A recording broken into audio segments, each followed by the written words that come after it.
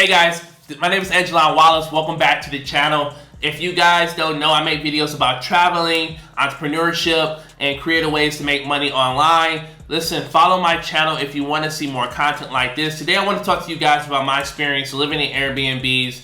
So I'm currently living in Rio de Janeiro. If you guys don't know, 2 weeks ago I packed everything up. I packed my whole life up and I just moved to Brazil. I'm a full-time nomad now. I'm just traveling around the world and living out of my 2 luggages. And I'll probably, take some pictures or, more screenshots for you guys to see in the future of my videos. But I just want to talk to you a little bit about, Airbnb and what I'm learning more about, strategies, and just to give you guys some help and some advice. So here in Rio, just to talk about my experience so far, one thing you should do is make sure, when you are coming here, the Airbnb hosts often, they put their rules in English and then they put the other half in Portuguese. And it may say no visitors allowed. So you want to make sure you are looking at Airbnbs where there are visitors allowed. So I often look for Airbnbs that allow visitors. Just because right now I do take COVID serious, so I'm not always at the club or always partying. I have my PlayStation. I may have a friend come over throughout the day and chill. Or even if I just go on a date and I want to bring someone back to the house instead of being at the club all night. So there are a lot of Airbnbs that says no visitors allowed, and a lot of people don't check that. So just make sure you're double checking it, and they may put it in Portuguese, but sometimes I always ask the host before I even go to the apartment. I always ask them, are visitors allowed? That's one of the main points for me. Just because I'm more of a homebody, like I said, just to be honest. Another thing as well, a lot of pictures they're not always what they're saying. I'm a big guy, so it's hard for me to fit into a lot of showers here in Brazil, right? And I guess people are fit, they are in shape, but the showers are very small here. So it is pretty hard to get inside of showers. Also make sure as well that, one of the things for me, I like a full bed or a queen bed. Sometimes people take pictures and they put 2 beds together and they don't even tell you. So that's another thing that you want to make sure is important. When you are traveling as well, it's always good to make sure that a lot of these places have security downstairs. So I'm lived in about 7 or 8 Airbnbs since I've been here. I haven't been recording as much. I kind of just wanted to be like a local and go with the flow, but I'll start recording more about my experiences. And I've had a few bad experiences as well that I'll talk to you about. But I do like the fact that a lot of apartments here, Airbnbs here in Brazil, they do have security downstairs, which is good and it makes you feel safe. I do not feel threatened, or I don't feel unsafe here. I've been in Rio for over a month and a half. All I hear is videos about how bad it is and how unsafe it is. Even I've talked to a few Americans here. We do not feel like our life is in danger. I don't feel unsafe. I feel completely natural. I feel cool. I feel safe. I feel good. When I walk outside, I'm not looking over my shoulders I used to think the worst. I thought I was going to be robbed at gunpoint outside of my apartment when I came to Rio de Janeiro, but I have not had nothing like that at all. And it's kind of, depending on where you're living at, you're not going to see that. There's a cop car at every corner in Copacabana, Ipanema. There's so many cops around where the tourists are living at right now.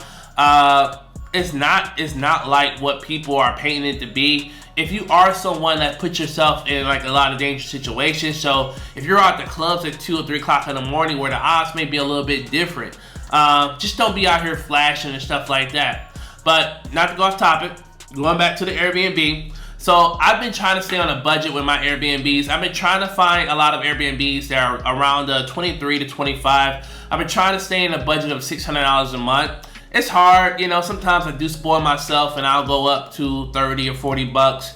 But for me, I don't really see the value of always spending $100 or $200 on Airbnbs. Just because I work at a WeWork office, so I am out at the office throughout the day, mostly 8, 9 hours, 10 hours a day. And then I may go out on a date, so it's just kind of I'm mostly using a place to sleep. But like I said, I do like having a place just in case. But it's kind of like, so I've been trying to live on a budget, and it's a lot of cheap apartments here. It also works in our favor as well that the dollar is pretty strong right now. Some things you can do as well. Sometimes you can like cut out Airbnb, or there have been situations where if you don't want to, you can always ask the Airbnb host if you can pay them in cash after you use Airbnb for a few months. If you're someone who's going to be living in a certain location for 4 or 6 months, you may be able to just pay the host in cash, but some people do prefer still using Airbnb for the safety and security reasons, just to protect themselves as well. So it's kind of so in those situations, I like to find Airbnbs. Right now, I'm living next to the beach. I do love the factor that when I wake up, the beach is like right out in front of me. I know how expensive that can be in certain locations, but I do love, like locations back in America. But it's just a beautiful thing, when you're getting an Airbnb in a really good location. It's always good as well. Sometimes it's hard for people to give you the address of what their apartment is, but they can tell you like side streets or maybe like, a gym that's nearby. It's always good to look up Airbnbs, look up the neighborhoods before you kind of just go to them. It's been some scary situations before, I'm not gonna lie. You show up and a lot of these buildings here are very old. So you'll show up to some places that look like a haunted house, and then when you get inside, it'd be nice, but on the outside, it could be it can be very scary. It can be very terrifying, in so many ways. I always book Airbnbs. I usually book my Airbnbs a day early before my move out day, just in case. So I had one situation with this one girl here in Rio de Janeiro.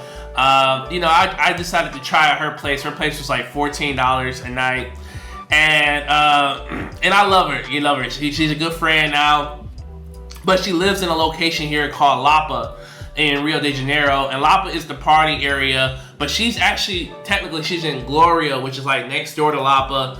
But it's a little quiet, but it's the party town. And there are no COVID restrictions here. But anyways, I went to her place, and I have 2 big ass luggages.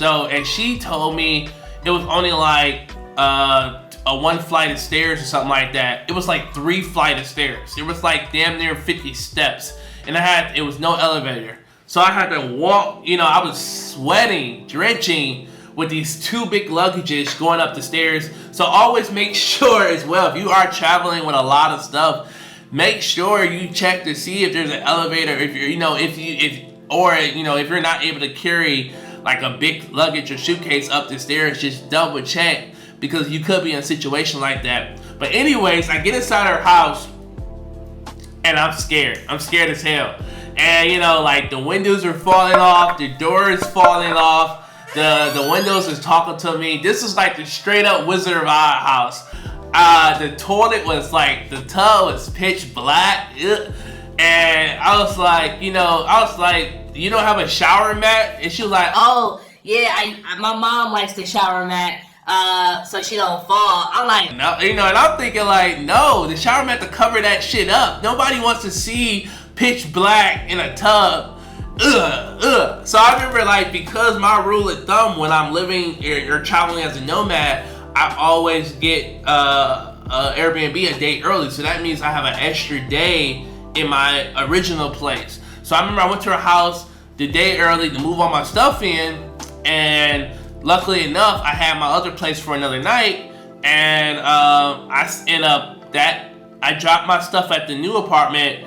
And I went back to my old place to start finding a new place. I spent the whole day, because I have 24-hour access in a WeWork.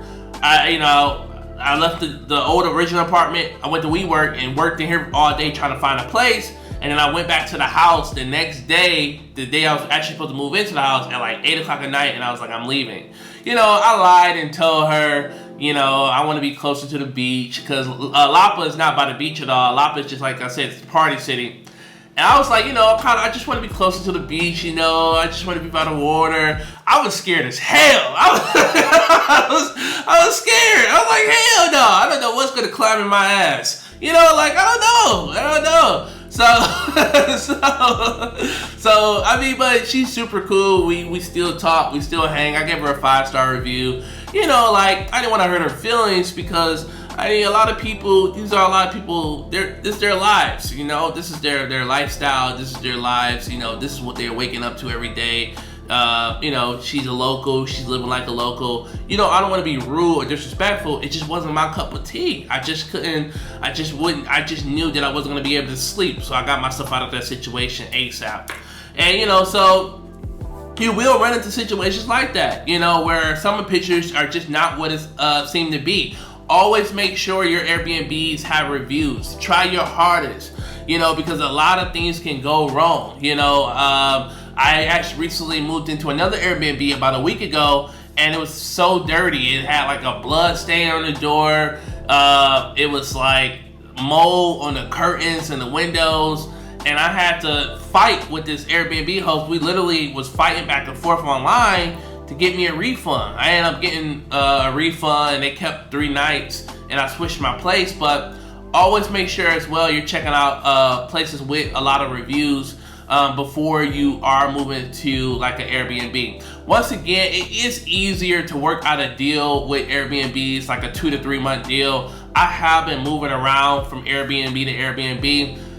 I like it and I don't like it. I like it because, you know, it's a fresh start, it's a fresh, you know, location. And like I said, I like to live through the eyes of a local. I used to do couch surfing, but I kind of do like have my own places, and I can afford it now.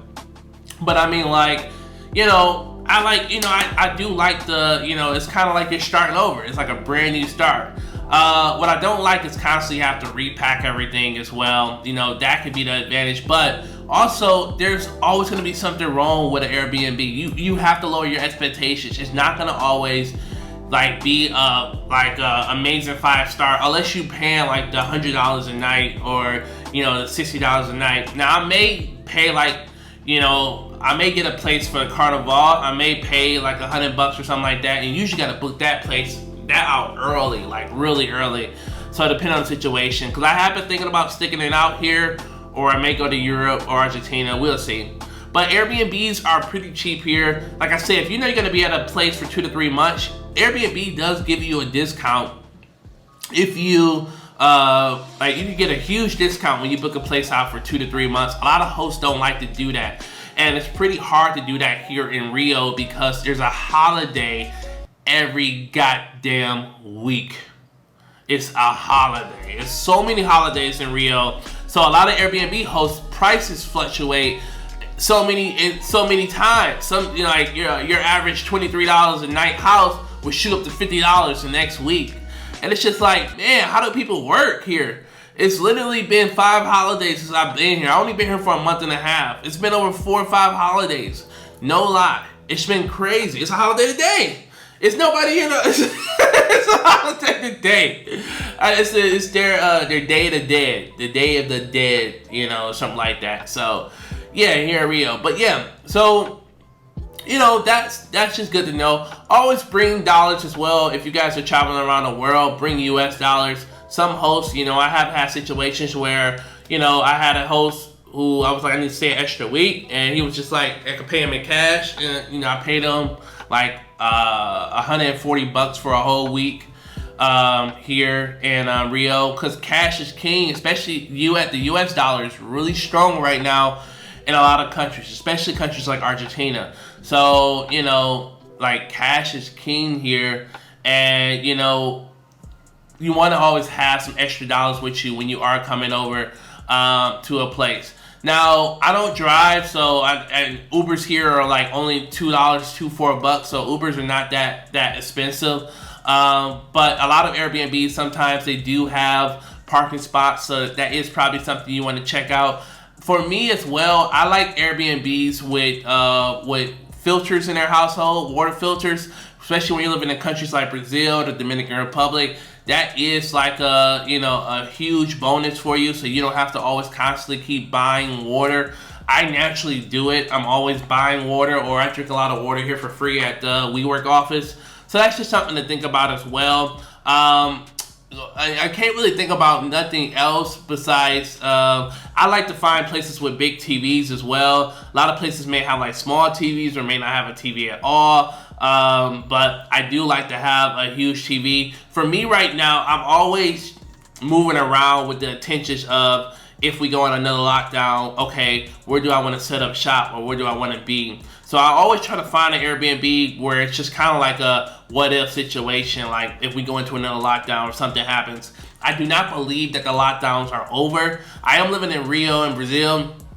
They're not taking COVID as serious. It's not really no lockdowns here, but a lot of people are starting to get vaccinated because it's a lot of things that you can't do here now without your vaccination card. But still, you just never know. So you kind of want to just prepare and plan. You can negotiate with your host as well. I don't know if anyone knew this, but you can always negotiate with your host. Like sometimes when I see an Airbnb that's like $33, I can be like, hey, are you willing to negotiate the price?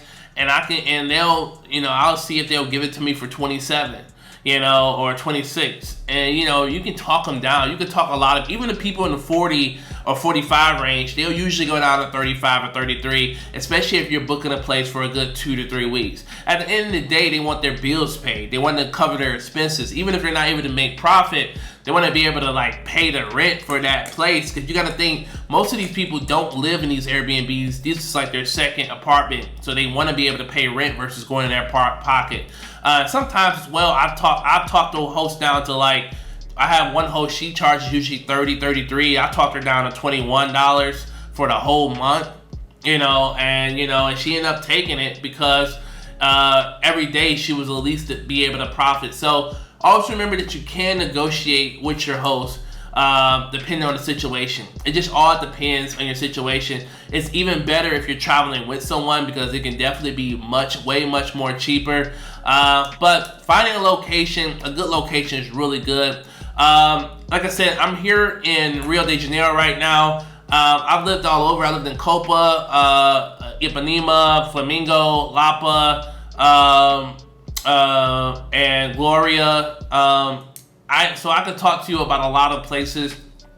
I prefer, Copa is nice. I like waking up to the beach, but I do like Flamingo more. Flamingo is not really a tourist area. It's more of a upperly suburb, but it's no tourists, and you don't get tourist prices in Flamingo. The apartments are really expensive, but at least you're able to live like a local. I also probably going to show you more videos about the real Brazil, but when you are looking for Airbnbs, like I said, a lot of people come here, they usually stay by the beach. They stay at Copa or Ipanema, but I prefer like Flamingo. But I just usually switch between both because I live in, Airbnbs right now. So it's pretty dope. But it is good. It's good vibes. It's good energy. Like on a sunny day, it's been raining a lot here, but it's just like on a sunny day, you get to go to the beach, you can work out, you can get in the water, get a nice little tan. And it's restaurants along the strip. It's a great life, it's a great life, especially for like $25, $26 a night. Something like that in California would easily cost you, 5 to 10K a month, maybe more, like just living on the beach. Like a lot of people don't get that luxury. And like I said, especially, I'm American, the dollar here is really strong. It's 1 to 6 right now. So, I mean, it's not nothing you can't afford here as well. All right, guys, so that's what, I'm going to finish up this video today. If you like this video, please subscribe, to the channel. Follow. Give me any feedback, any questions you have about living in the Airbnb lifestyle. Can't wait to talk to you guys soon.